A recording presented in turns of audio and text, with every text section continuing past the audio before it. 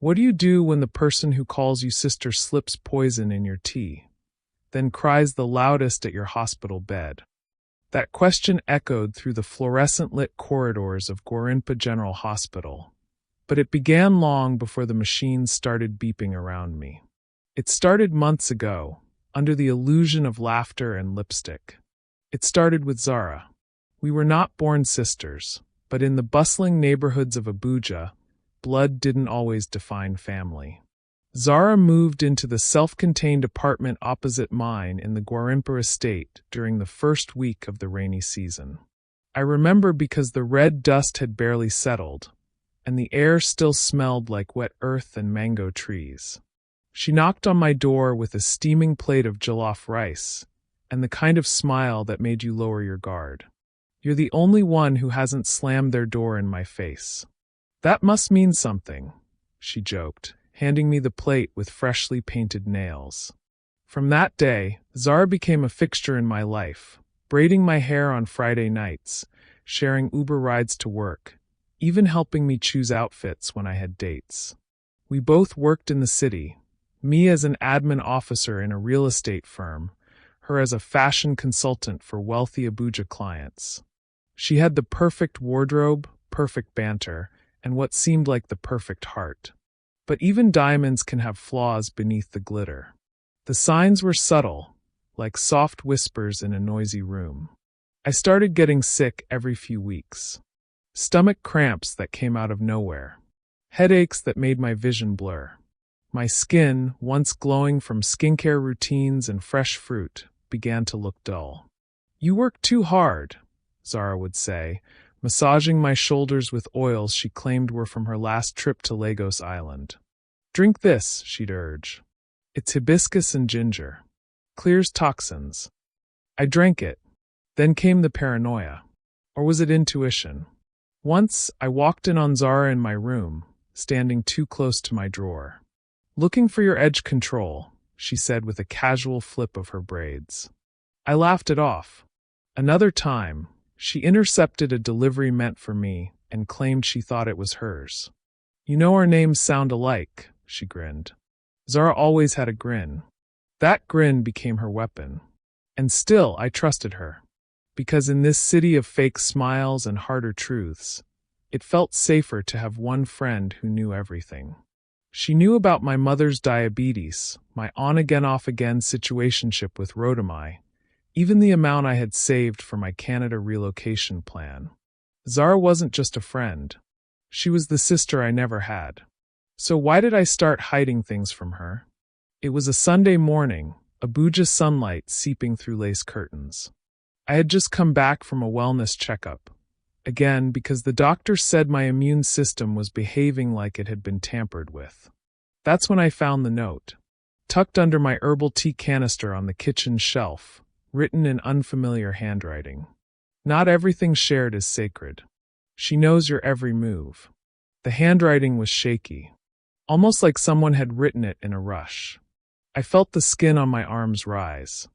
And then behind me I heard the key twist. Zara's voice floated in from the hallway. "Babe, I brought those croissants you love. Shall I make your tea?" My fingers crumpled the note behind my back, and I turned with a smile of my own. But that morning, for the first time, I didn't drink the tea she made.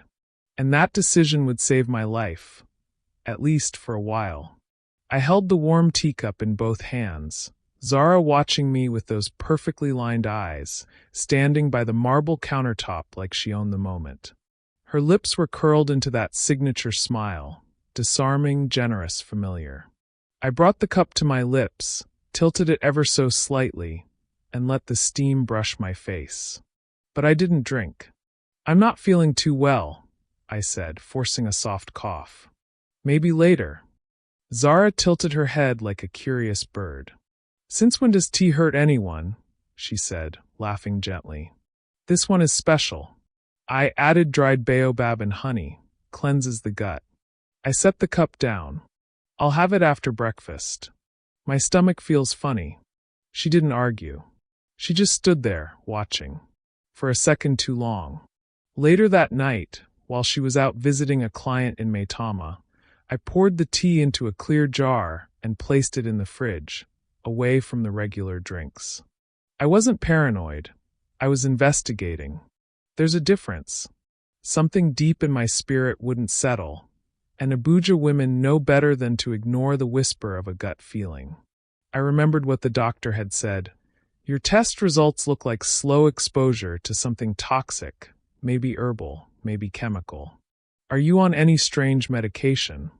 Zara's teas had become a routine. I trusted her brews more than the pharmacy. But suddenly, everything looked different. The next morning, I visited Kola, a quiet lab technician I had met months back at a medical outreach program. He had helped me organize free diabetes screening for my mother's church.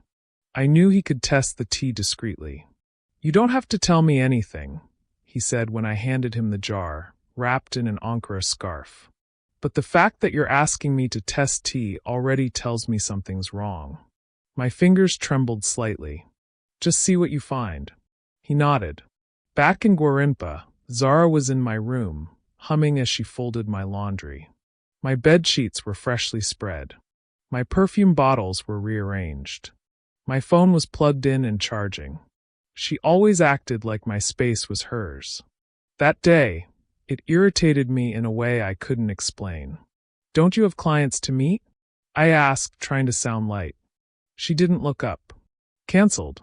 Some new girl from Lekki took the spotlight. You know how these Lagos girls are. Always flashing teeth and fake accents. Then she smiled. That same too smooth smile. She pulled a small Ziploc pouch from her tote bag. But look, I got you something from W's Market. It's black seed oil, original. You rub it on your chest when the headaches come. Thanks. I took it, but something in her eyes made me pause. That night, Kola called. His voice was low, serious. You need to stop drinking that tea. Now. It contains trace amounts of powdered oleander. It's toxic. In small doses it mimics flu symptoms. Long enough, and it can kill. My breath caught. Zara was slowly poisoning me. I didn't sleep that night. The walls of my Guarimpa flat, once my sanctuary, now pressed in on me like concrete tombs. I stared at the ceiling fan spinning lazily, my mind spinning faster. Zara's laughter from earlier that evening echoed in my ears, but now it sounded different, sharper, sinister. The way she'd touched my shoulder, adjusted my hair, offered to rub the black seed oil on my temples. It all felt rehearsed. I clutched my pillow, sweat clinging to my back despite the cool air. She had been poisoning me. Slowly. Methodically. And I still didn't know why.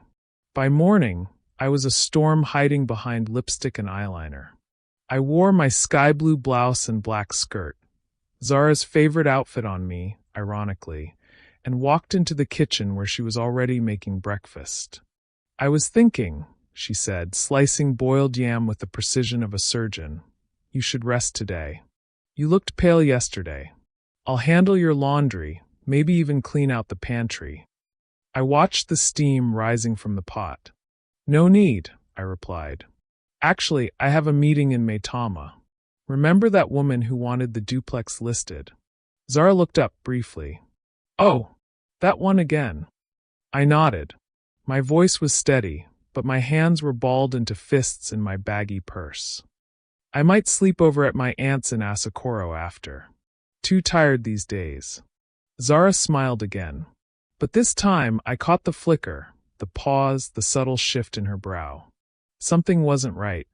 I left the house with a calm stride, but once I rounded the corner onto the main Guarimpa road, I ducked into a kiki and called Kola. I need help. I think she suspects something. Come to my place. Don't go home tonight. We need a plan. At Kola's one-bedroom apartment in Lugby, I sat on the couch and finally allowed myself to fall apart. He brought me water and handed me his phone. You need to record her. We need proof. Someone like that, she's careful. She might not stop unless she's caught. I want to know why, Kola. Why would someone I called my sister try to kill me? He leaned forward. It's always either money, jealousy, or a man. I blinked. A man? Suddenly, I remembered something buried. Zara had once dated a guy named Rodamai. Months before we became close. She'd mentioned it only once, brushing it off like it didn't matter. But Rodamai was the same man I'd been seeing, on and off for nearly a year. No wonder she always smiled when I mentioned him. Too brightly. Too interested. I sat back slowly, heart racing, my reflection catching in Cola's window. And in that reflection, I didn't see myself anymore. I saw a woman caught in someone else's game. And I was beginning to wonder how many moves Zara had already made before I even saw the board. The next morning, I dialed Rodamai. It rang 3 times before he picked up, his voice smooth and casual like always. "Hey babe," he said. "Was just thinking about you." My stomach twisted. "Rodamai, I need to ask you something. And please, don't lie to me." There was a pause. "All right, what is it? Did you ever date someone named Zara?" Zara from Guarimpa. Fashion consultant. Slim, always wearing lashes thicker than truth. He laughed, a bit too quickly. "Zara? We went out once or twice. Nothing serious." "Why? Don't lie." Another pause. Then came the confession, like thick oil pouring out. "Okay, it was more than that. We dated for a few months, last year. But it didn't work out. She was clingy, controlling. Said I owed her for saving me when I was broke. I cut her off." My hand tightened around the phone. "You never told me this." "You never asked," he defended. "And besides, I didn't think it mattered. She was history." I swallowed hard. "She's not history to me, Rodamai. She's been poisoning me. Slowly. Subtly. She's been living in my house, smiling in my face while trying to erase me." Silence. And then, Jesus Christ. Later that day, I sat with Cola at his kitchen table, sipping actual ginger tea, real, harmless ginger, and scrolling through my photo gallery. I found an old video from my last birthday. Zara, right beside me, singing loudest.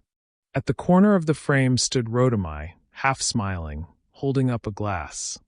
She had seen us. She had known. "You need to confront him," Cola said. "Face to face. And record everything.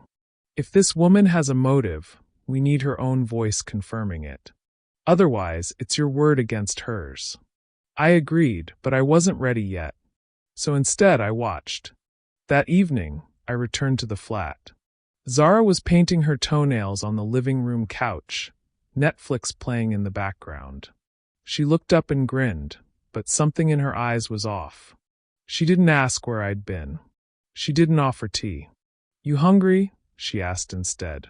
"Not really." She patted the seat beside her. "Come sit. Let's watch something stupid." I sat, and as the screen played reruns of Blood Sisters, I watched her hands, calm, casual, no tremble. A woman confident that her secret was still buried deep. But when she stepped away to take a call, I went to her room. And inside her drawer, beneath her makeup kit, I found a small notebook. One page had my name. The next page had Rodamai's. And beneath both, she had written the words, "If I can't have him, she won't either." I stood there in Zara's room, the notebook open in my trembling hands, the air suddenly thick like harmattan dust in December. My name and Rodamai's stared back at me, underlined in red ink like a final warning.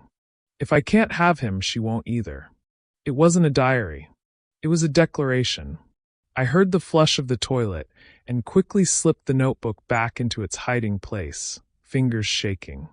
By the time Zara returned, humming casually, I was back in the living room, acting as though I hadn't just uncovered the twisted root of her betrayal. But inside, something had shifted. I was no longer afraid. I was angry. The next morning, I met Rodamai at the Jobby lakefront.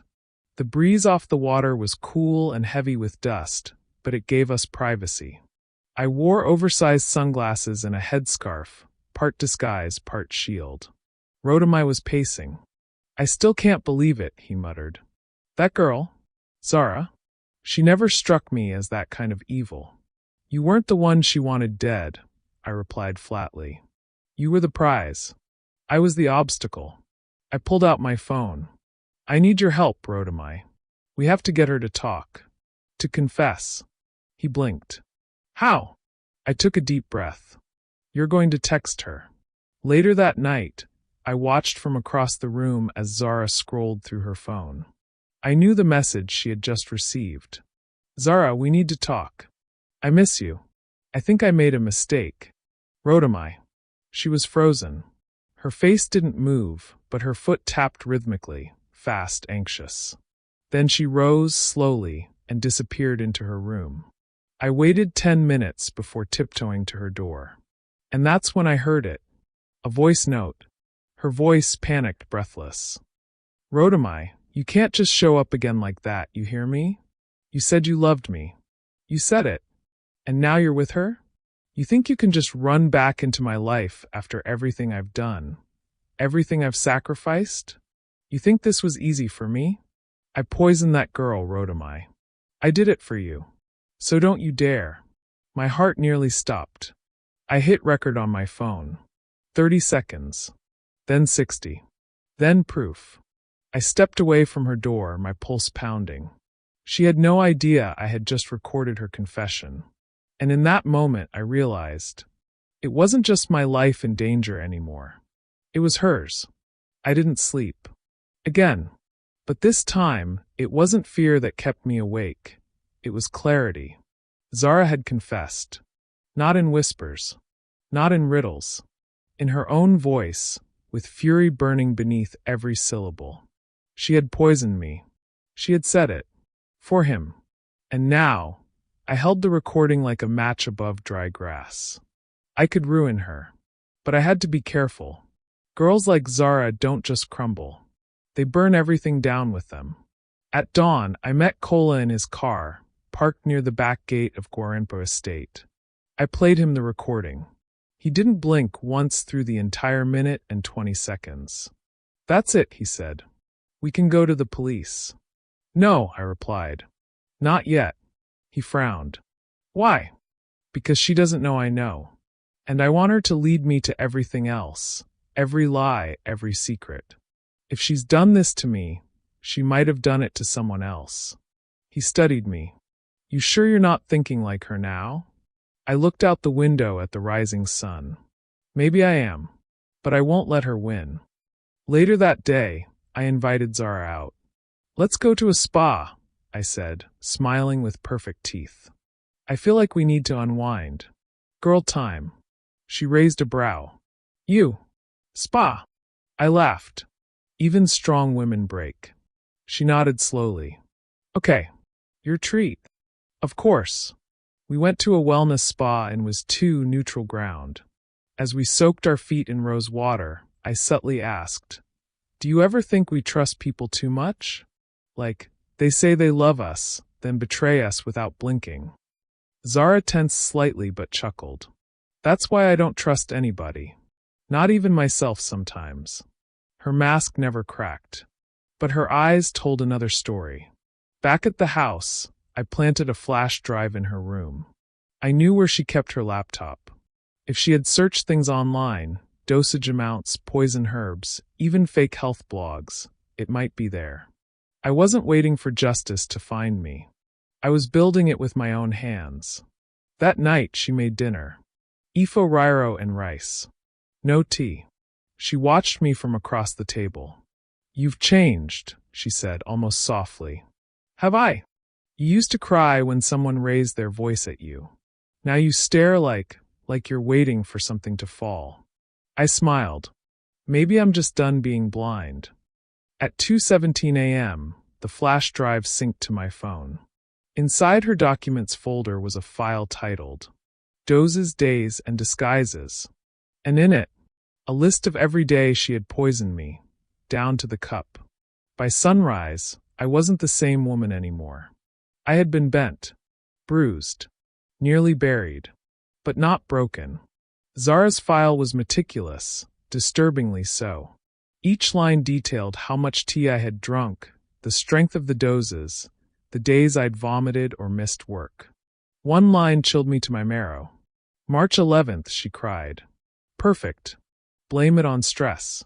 I had cried that day, alone in my room, clutching my aching stomach. And all the while she had watched, pleased. My pain had been her power. But now I held the evidence in my hands. All I needed was the perfect moment to strike. I visited Kola again, this time with the flash drive and voice recording in my handbag.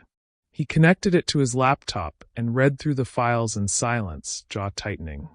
This girl's a monster. She's a professional, I corrected. A monster would have slipped once. She never did. Kola leaned back. We take this to the police, today. No, I said, voice steady.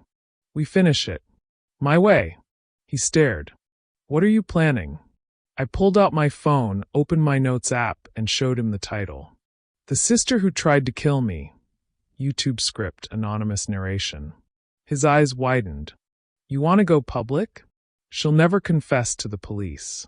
But if she sees her entire plan unraveling in front of the world. I didn't have to finish the sentence. He understood. That night, I cooked dinner for Zara. Jollof rice, plantain, and grilled turkey, her favorite. I even bought chilled zobo from her go-to woman near Utako Market. She walked in, surprised. What's the occasion? I smiled. Just wanted to show you I appreciate you. You've done so much for me. She blinked. The hesitation in her step was small, but I saw it. Then she smiled and Saturday.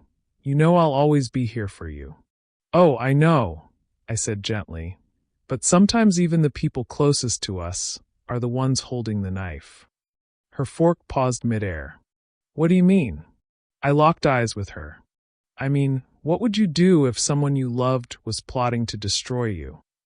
Zara laughed, but her hand was shaking. And that's when I saw it. The look. Not of guilt, but fear. Because for the first time, she wasn't sure if I had poisoned her dinner.